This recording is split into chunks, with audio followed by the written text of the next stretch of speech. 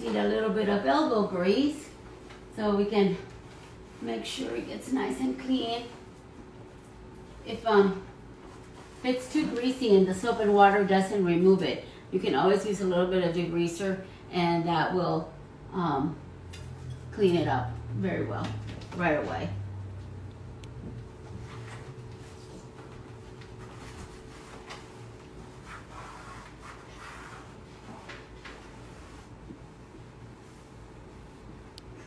Okay, looks like the inside is coming down, coming really clean.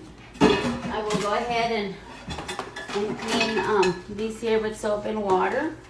Get out the grease and we can put them back.